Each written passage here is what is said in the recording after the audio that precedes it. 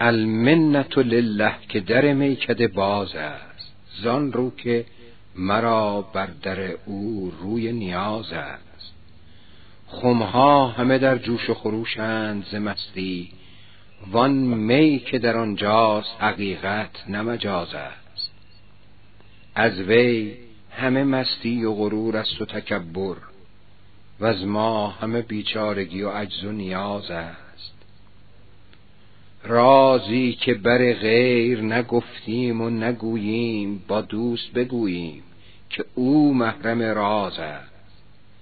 شرح شکن زلف خم اندر خم جانان، کوته نتوان کرد که این قصه دراز است. بار دل مجنون و خم طره لیلی، رخساره محمود و کف پای ایاز است.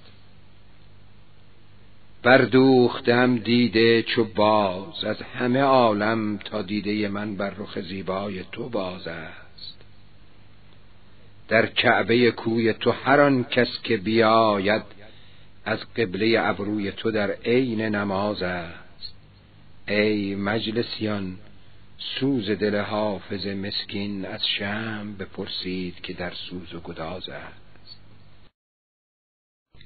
المنت لله که در میکده باز است، زان رو که مرا بر در او روی نیاز است. خمها همه در جوش و خروشند ز مستی، وان می که در آنجاست حقیقت نه مجاز است.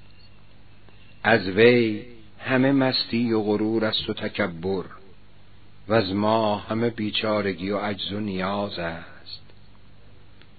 رازی که بر غیر نگفتیم و نگوییم، با دوست بگوییم که او محرم راز است.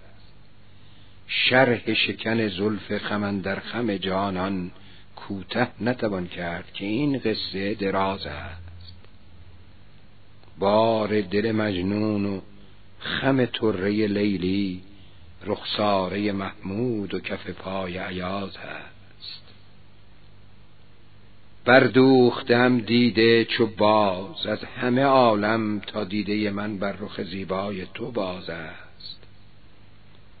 در کعبه کوی تو هر آن کس که بیاید، از قبله ابروی تو در عین نماز است.